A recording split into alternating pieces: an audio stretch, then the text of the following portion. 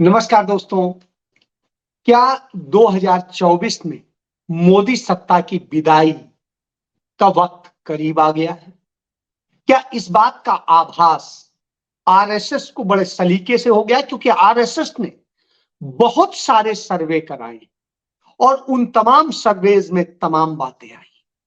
शायद यही वजह है कि आरएसएस ने अब अपना गैर राजनैतिक, सामाजिक और सांस्कृतिक संगठन का चोला उतार फेंका है। जो उन्होंने एक खाल ओढ़ रखी थी कि वो सांस्कृतिक संगठन है, सामाजिक संगठन है, सेवा करते हैं, समाज के लिए वो करते हैं, उसको उतार के उन्होंने राजनीतिक चेहरा दिखा दिया। और वो अब सीधे तौर पे भारतीय जनता पार्टी, नरेंद्र मोदी सरकार की का प्रचार करने लगे, उसके गुणगान करने लगे। जब 1925 में आरएसएस बना था, उसके एक साल बाद वो उनके बुद्धिजीवी मिल करके अपना नाम तय कर पाए थे, एक साल की कड़ी मशक्कत के बाद। और ये वो लोग थे जो कांग्रेस से नाराज होकर के आए थे कि कांग्रेस तो सेकुलर, और सेकुलर में हम कैसे रह सकते। तो उन लोगों ने यह तय किया था, और उसके बाद में संगठन बनाने के बाद में इन्होंने चाहे हिंदू महासभा के रूप में पूरी लड़ाई लड़ी हो राजनीतिक, या जनसंघ के रूप में लड़ी हो, या जनता पार्टी के रूप में लड़ी हो, या जनता दल और भारतीय जनता पार्टी के रूप में लड़ी हो, लेकिन इन सब में भी उन्होंने कभी भी अपना चेहरा मुखौटा उतारा नहीं था। लेकिन अब नरेंद्र मोदी ने शायद मजबूर कर दिया है कि उन्होंने अपना मुखौटा, चोला उतार के फेंक दिया है। यह बात मैं ऐसे नहीं कह रहा, क्योंकि विजयदशमी यानी दशहरे के दिन उनका जन्म हुआ था, इसलिए उस दिन नागपुर में सरसंघ चालक एक भाषण देते हैं और उसमें सांस्कृतिक, सामाजिक और सारी बातें, अपने एजेंडे की बातें करते हैं, लेकिन राजनीतिक कभी नहीं करते थे, कभी भी किसी को विश्वगुरु नहीं बनाते थे। लेकिन अब वो बनाने लगे। जब वो ये बनाने लगे तो सवाल उठता है कि आखिर ऐसी वजह क्या पैदा हो गई। मोदी और उनकी डबल इंजन की सरकारें चहुओर भ्रष्टाचार से घिरी हुई है। धीरे धीरे पूंजीपतियों का नेक्सस और घोटाले सामने आ रहे हैं। मोदी सरकार के भी आ रहे हैं और उनकी डबल इंजन की सरकारों के भी आ रहे हैं।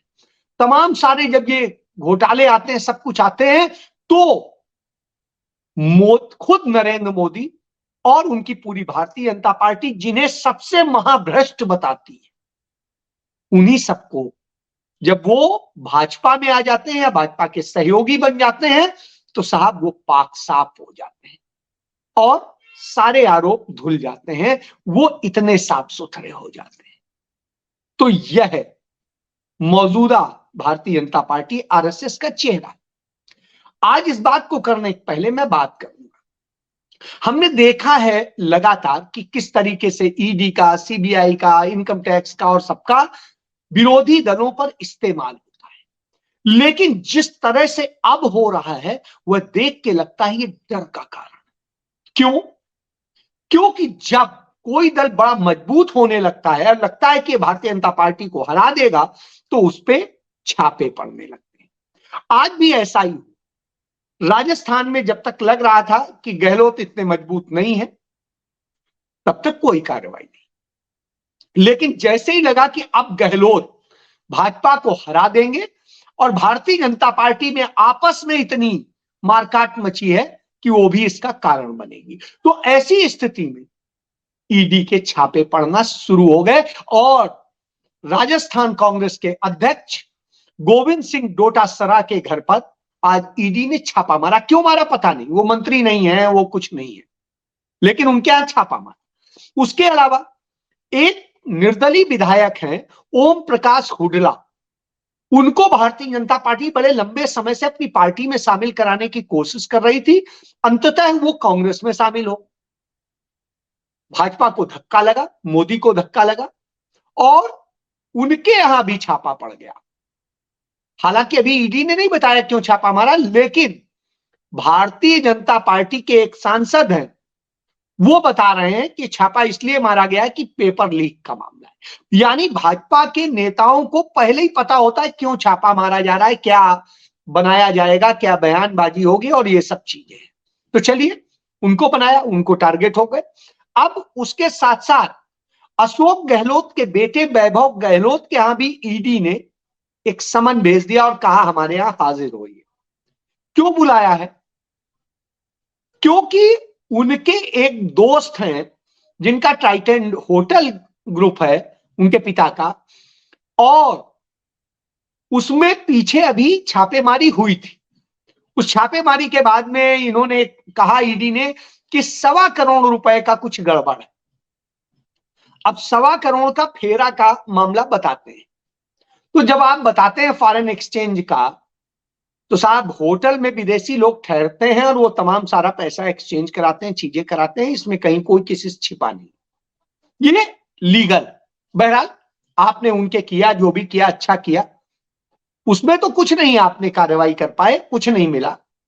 लेकिन साहब अशोक गहलोत का बेटा उसका दोस्त है, तो कैसे उसके जरिए अशोक गहलोत को टारगेट किया जाए, उन्हें बदनाम किया जाए, इसके लिए उसे बुलाया गया। तब अशोक गहलोत इसी को लेके कहते हैं कि आप कुछ भी कर लो, हम कांग्रेस हैं, हम डरने वाले नहीं हैं, आप चाहे जितना छापा मार लो। आपको याद होगा अभी छत्तीसगढ़ में इसी तरीके से छापेमारी की गई थी। छत्तीसगढ़ में कार्यालय नहीं है, तो वहां पर एक किराए के मकान को लेकर के इन्होंने कार्यालय बना लिया है और सिर्फ कांग्रेस के नेताओं को टारगेट करके छापेमारी होती है, क्योंकि अडानी और उन सब पे जो बोलने का आता है वो ये लोग बोलते हैं। चलिए छोड़िए इस बात को। इसके बाद में मैं ये कहता हूं कि जिस तरीके से छापेमारी हो रही है, जिस तरीके से हो रहा है, उससे लगता है कि कितना आप डर गए। आपका डर साफ साफ दिखाई देता। तो साहब मोहन भागवत इस बात को समझ गए कि सिर्फ भारतीय जनता पार्टी या आरएसएस के बूते चुनाव नहीं जीता जा सकता है। तो इसमें आईएएस अफसरों का भी इस्तेमाल होगा, इसमें सेना का भी इस्तेमाल होगा, इसमें ईडी का भी इस्तेमाल होगा, इनकम टैक्स का भी इस्तेमाल होगा, सीबीआई का भी इस्तेमाल होगा, पुलिस का भी इस्तेमाल होगा, एनसीबी का भी इस्तेमाल होगा, डीआरआई का भी इस्तेमाल होगा, रेवेन्यू इंटेलिजेंस का भी होगा और तमाम दूसरी एजेंसियों का भी होगा और संवैधानिक संस्थाओं का भी होगा। तो इस तरह की पूरी भूमिका तैयार कर ली गई है और उसी के तहत ये छापेमारी हुई है। मोहन भागवत ने उस दिन विजयदशमी के दिन जो कहा वो अपने आप में कि किस तरीके से उन्होंने एक साधने की कोशिश की सेक्युलरिज्म के खिलाफ, यानी जो धार्मिक सद्भाव की नीति थी कांग्रेस की, उसके खिलाफ यह संगठन बना था। और अब वो कहने लगे कि मुस्लिम और ईसाइयों से अपने मतभेद भुलाकर आप उनके साथ हो जाइए, उनको साथ जोड़िए, उनको वो करिए। समझ लीजिए, यानी अब गांधी नेहरू की नीति पर आने के लिए भी विवश है, कांग्रेस की नीति पे आने पे भी विवश। हालांकि संघ कभी भी खुद को राजनीतिक संगठन तो कहता नहीं था, फिर भी इस तरह की बात कर रहा है, तो इससे आप समझ सकते हैं। इसके बाद में उन्होंने राहुल गांधी और कांग्रेस पर भी हमला बोला और उनको तमाम तरीके से कि जातियों का वो खत्म कीजिए, उपजातियों खत्म कर, सबको ही कहता है खत्म होना चाहिए, कोई ऐसा नहीं। लेकिन जातियों में बांटना, जातियों में बताना, ये करना तो ये भाजपा नहीं है कि हम आदिवासी को राष्ट्रपति बना रहे हैं, हम दलित को राष्ट्रपति बना रहे हैं, हम पिछड़े को यहां बना रहे हैं, हमारा पिछड़ा प्रधानमंत्री हमने बनाया इसका मतलब, जबकि वो पिछड़े नहीं है। उन्होंने खुद ही अपनी जाति को पिछड़ा घोषित किया मुख्यमंत्री रहते हुए। तो आप समझ सकते हैं। तो इस तरह से आप आरएसएस को लगा कि सत्ता तो निकल जाएगी, तो साहब राहुल गांधी की जातिगत जनगणना की बात से डर गए। आपको याद होगा 2011 में मनमोहन सिंह सरकार थी, राहुल गांधी और सब लोगों के उस पे ये जातिगत जनगणना हुई थी। उसका डाटा जब रिलीज होने की बारी आई तब तक सरकार बदल चुकी थी और बदलने के बाद मोदी सरकार वो डाटा को दबा गई, उसने जारी नहीं किया, नतीजतन वो सामने नहीं आ पाया। लेकिन सबसे पहले हिंदुस्तान में जातिगत जनगणना कांग्रेस ने कराई और उसके बाद में अभी बिहार में हुई, नीतीश कुमार और कांग्रेस और सबकी मिलीजुली सरकार है आरजेडी की, उसने कराई। उसमें जो डाटा निकल के आया उसके बाद लगा नहीं इसका बहुत जरूरी है और इसी को लेकर राहुल गांधी ने अब मुद्दा बनाया, कहा कि जातिगत जनगणना होनी चाहिए और साथ साथ जो है आर्थिक सर्वे भी होना चाहिए कि वास्तव में किसे मदद मिलनी चाहिए, यह बात आनी चाहिए, जिससे कि निचले से निचले व्यक्ति पे बैठा हुआ व्यक्ति ऊपर आए और वो आगे बढ़े। इसी को लेके उन्होंने जब चर्चा की तो इस पर चर्चा की उन्होंने किसके साथ? सत्यपाल मलिक के साथ में, जो भारतीय जनता पार्टी के पूर्व उपाध्यक्ष हैं, राष्ट्रीय उपाध्यक्ष, और साथ में राज्यपाल रहे और तमाम जगह मंत्री। उन्होंने तमाम चीजों का बताया और खुलासा किया। उन्होंने कहा कि किस तरीके से आपके मन में कोई पद का भाव नहीं है, पद की लालच नहीं है, लेकिन तमाम नेताओं में पद का लालच होता है। तो ऐसी स्थिति में अब इन्होंने क्या कहा कि यदि मोदी निपट गया तो आप समझिए जो प्रचारकों की रईसी है, जो जिंदगी आज वो जी रहे हैं, ऐसे बड़ी बड़ी गाड़ियां और सब कुछ जो कारपोरेट हो गए हैं, वो खत्म हो जाएगा, पूंजीपतियों से मिलने वाला धन रुक जाएगा। और किस तरीके से मोदी सरकार ने जो नोटों पर उन्हें खेलने के लिए दे दिया है, वो खत्म हो जाएगा। और जो नियुक्तियों का अधिकार आज आरएसएस के हाथ में आ गया है, चाहे विश्वविद्यालय के कुलपतियों की नियुक्ति हो, प्रोफेसरों की हो, टीचरों की हो, और उसके बाद में प्रिंसिपलों की हो, या दूसरी तमाम तरह की संस्थाओं में जो नियुक्तियां हैं, आज उसका पैमाना एक बना दिया गया है, जहां पर भी डबल इंजन या मोदी सरकार है कि वो आरएसएस से आई। तमाम राज्यपालों के यहां उनके ओएसडी के रूप में आरएसएस के लोग बैठा दिए गए, तमाम मंत्रियों के यहां बैठा दिए गए और वही वास्तव में तय करते हैं। तो यह स्थिति, तब आप समझिए। तो इस तरह से तो इसको लेकर के बताया किसने? सतपाल मलिक ने, जो भारतीय जनता पार्टी, नरेंद्र मोदी और सबके बड़े खास रहे। उन्होंने बताया कि किस तरीके से पुलवामा की घटना का इस्तेमाल किया गया, किस तरीके से हमारे सैनिकों के जीवन से खेला गया सिर्फ चुनाव जीतने के लिए। ये वो व्यक्ति कह रहा है जो वहां का गवर्नर था उस वक्त। आप सोचिए कितना बड़ा सच कह रहा है।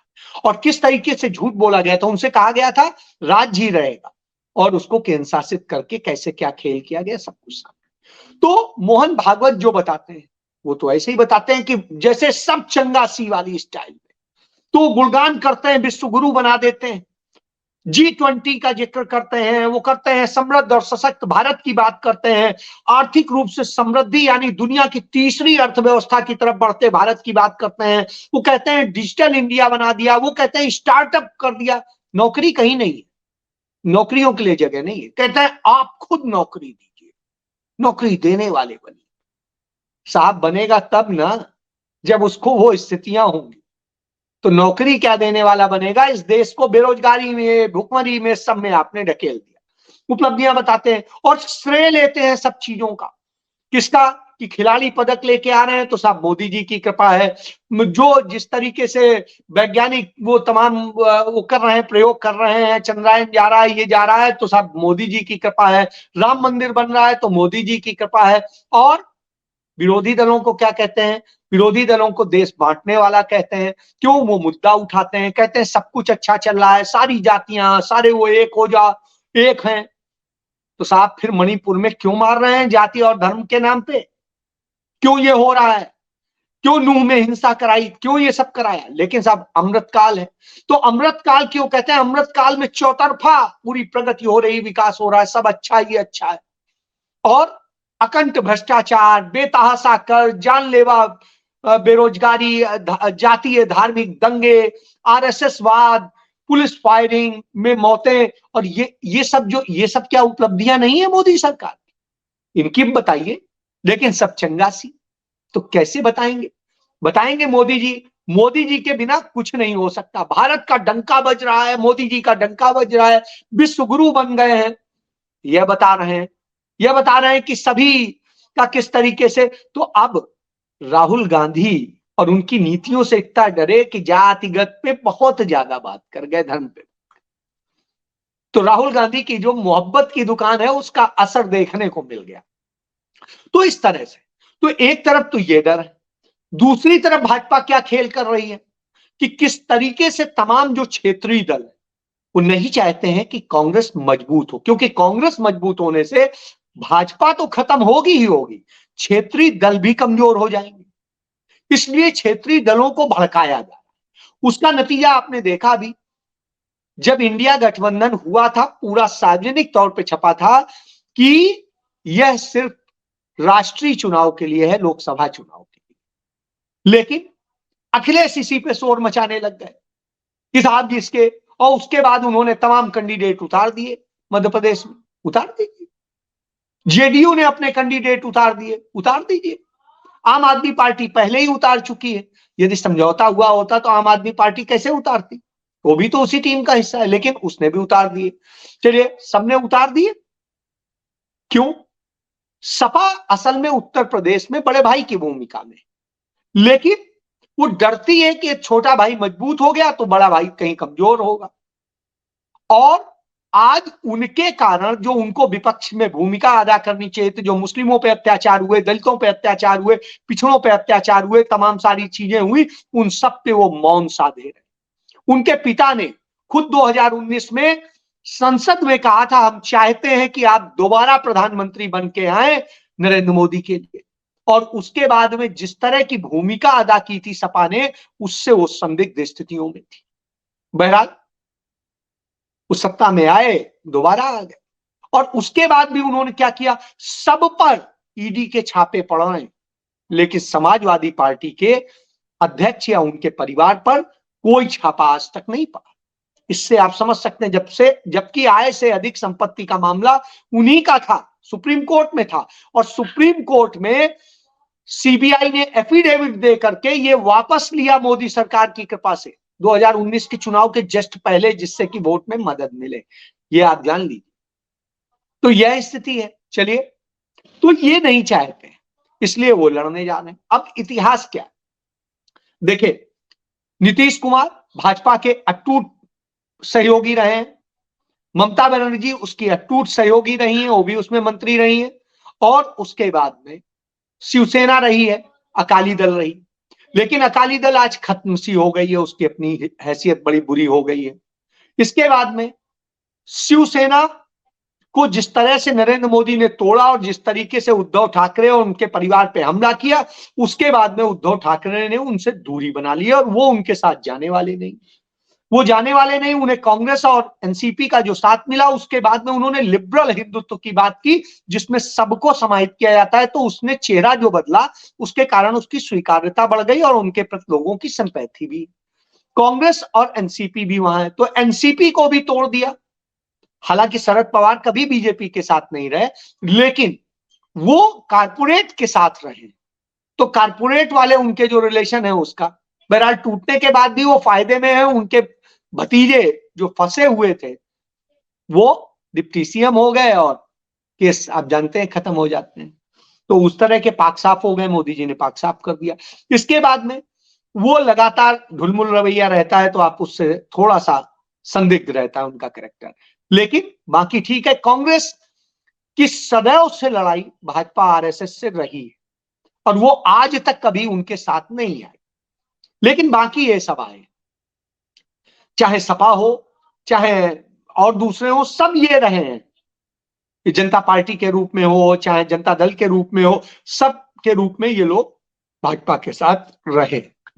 आइए अब इसके बाद में ममता बनर्जी का मैंने आपको बताया, वो रही हैं। हालांकि आजकल वो थोड़ा सा रुष्ट है पिछले चुनाव से, उसके बाद से वो कट ऑफ है। लेकिन वास्तव में कभी भी कोई चीजें हो सकती हैं और वो नहीं चाहती हैं कि कांग्रेस वहां मजबूत हो। ऐसी स्थिति में वो ढुलमुल रवैया अपना लेती है। इसी तरीके से नीतीश कुमार की स्थिति है, उन्हें जब लगता है कि कांग्रेस मजबूत होगी तो उन्हें नुकसान होगा और इसलिए वो भी नहीं चाहते। हालांकि आरजेडी लालू यादव ने कभी भी दोगलापन नहीं किया है। इसके बाद आइए आप, जब आप आते हैं मध्य प्रदेश में, तो मध्य प्रदेश में कांग्रेस ही है, राजस्थान में कांग्रेस ही है, छत्तीसगढ़ में कांग्रेस ही है, और तेलंगाना में बीआरएस है।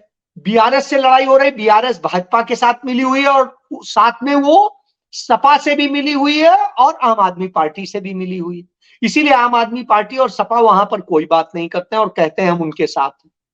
तो ऐसी स्थिति में अकेले कांग्रेस सबसे लड़ रही है। तो यहां पर भी मध्य प्रदेश में भी कांग्रेस अकेले सबसे लड़ रही है। राजस्थान में भी अकेले सबसे लड़ रही है और इसी तरीके से वो वहां लड़ रही है। रही बात जो है मिजोरम में भी स्थिति है, कांग्रेस ही लड़ रही है, बाकी सब जो है ढुलमुल रवैये में। तो इस तरह से जो माहौल है, उस माहौल के बाद में आप ये समझ सकते हैं कांग्रेस लड़ रही है। आप इसको भी देखिए कि कांग्रेस को हराने के लिए गोवा तृणमूल कांग्रेस यानी ममता बनर्जी और अरविंद केजरीवाल की आम आदमी पार्टी पहुंचती है और बनती हुई सरकार कांग्रेस की रह जाती है और भाजपा सरकार बना लेती है। उसके बाद में वही जाते हैं गुजरात में, जो सशक्त विपक्ष के रूप में कांग्रेस होती है और बहुत थोड़ा अंतर होता है और लगता है इस बार कोई धक्का लग सकता है, लेकिन इनके लड़ने से क्या होता है, कांग्रेस के ये जो वोट काटते हैं वही वोट कांग्रेस के कम होते हैं और नतीजतन विपक्ष बहुत आधा अधूरा होता है और इनके जो जीत के आते हैं वो भाजपा के साथ चले जाते हैं। यह आप समझ लीजिए। इसके बाद आइए, इसी तरीके से अभी इंडिया गठबंधन बनने के बाद में जो 6 राज्यों में उपचुनाव होता है उसकी 7 सीटों पे, वहां पर स्थिति ये होती है कि उत्तराखंड की बागेश्वर सीट कांग्रेस जीतने की स्थिति में थी, वहां पर सपा का कैंडिडेट होता है जो वोट ले जाता है और कांग्रेस उत्ते से हार जाती है। ये देख लीजिए, लेकिन कांग्रेस साथ देती है आजमगढ़। तो इस तरह की स्थितियां, तो ऐसी स्थिति में आप कहते हैं कि नहीं इंडिया गठबंधन के हिस्से हैं तो हमें राज्य में भी होना चाहिए था, तो साहब कर लेते, किसने मना किया? तो आपने तो किया ही नहीं। और अब आप कह रहे हैं बसपा की स्थिति यह है कि वो सपा के साथ मिलकर लड़ी थी इसलिए 10 सीटें जीती, अब उसकी हैसियत बिल्कुल नगण्य है और वो विश्वसनीय भी नहीं रह गई है। तो ऐसी स्थिति में कांग्रेस का दलित और मुस्लिम में बहुत अच्छा वो बन रहा है और साथ साथ जो अन्य पिछड़ा वर्ग है उसमें वो मजबूत हो रही है। यादव भले सपा के साथ हो, लेकिन बाकी सब कांग्रेस की तरफ देख रहे हैं विश्वास, जो भाजपा से दूर है। तो ऐसी स्थिति में कांग्रेस बहुत मजबूत है। तो कांग्रेस जिस तरह मजबूत हो रही है, इन सबको दर्द हो रहा है। अब उड़ीसा के नवीन पटनायक कभी वो सदैव भाजपा के साथ रहे, जगन रेड्डी आंध्र प्रदेश सदैव भाजपा के साथ रहे। तो इस तरह की स्थितियां हैं और ऐसी स्थिति में आप समझ सकते हैं, और बीआरएस जब जब जरूरत पड़ी भाजपा को उसके साथ रही। तो इस तरह से कांग्रेस पूरे देश में लड़ रही है भाजपा से, लेकिन ये लोग भाजपा से कितना लड़ रहे हैं नहीं लड़ रहे हैं वो अलग विषय है। ये कांग्रेस से जरूर लड़ रहे हैं और कांग्रेस को कमजोर करने में लड़े, क्योंकि कांग्रेस कमजोर होगी तभी ये इनका नेटवर्क खड़ा हो। और इसमें पीछे से जो काम कर रही है वो आरएसएस काम कर रहा है, वो ईडी सीबीआई इनकम टैक्स और ये काम कर रहा है, वो डरा रहा है, और साथ में नरेंद्र मोदी का अपना खेल जो पूंजीवाद का है वो कर रहा है। तो इससे आप समझ सकते हैं ये चुनाव इतना महत्वपूर्ण। इसका मतलब है इस डर के साथ जब काम हो रहा है तो इसका मतलब है कांग्रेस मजबूत हो रही है और कांग्रेस के मजबूत होने के डर के कारण ही इन्हें लगता है यदि ये चुनाव जीती तो 2024 में मोदी सत्ता से बाहर हुए, और यदि एक बार बाहर हो गए तो भाजपा आरएसएस सब खत्म हो जाएंगे। यही एक सत्य है, इस सत्य को समझने की जरूरत है, क्योंकि 2019 में जब भाजपा का सबसे अच्छा प्रदर्शन था तब वो 37% वोट पाई थी। सहयोगियों और सबके भी जोड़ लें तो भी वो 40% नहीं पा पाई थी। लेकिन यदि कांग्रेस और सारे विरोधी दलों का जोड़ लें तो 60% से अधिक थे। यानी यदि कांग्रेस मजबूत हुई और वो 60% वालों के उसमें मजबूत होकर के आ जाती है तो उस स्थिति में ये इंडिया गठबंधन से जुड़े हुए क्षेत्रीय दल वो सौदेबाजी नहीं कर सकेंगे, और सौदेबाजी नहीं कर सकेंगे तो भारतीय जनता पार्टी 100% हारेगी और कांग्रेस इंडिया गठबंधन जीतेगा। इसलिए डरे हुए हैं आरएसएस, मोहन भागवत, नरेंद्र मोदी और सब, और उन्हें लग रहा है कि बाजी हाथ से निकल रही है, इसलिए अब ये चोला फेंको और असली में आ जाओ कि हाँ हम ही हैं वास्तव में। या फिर उनका डर है, वो मोदी से इतना डर गए हैं कि मोहन भागवत इतना डर गए हैं कि अब ये नहीं बोलेंगे तो पता नहीं क्या होगा। इससे आपको समझने की जरूरत। जय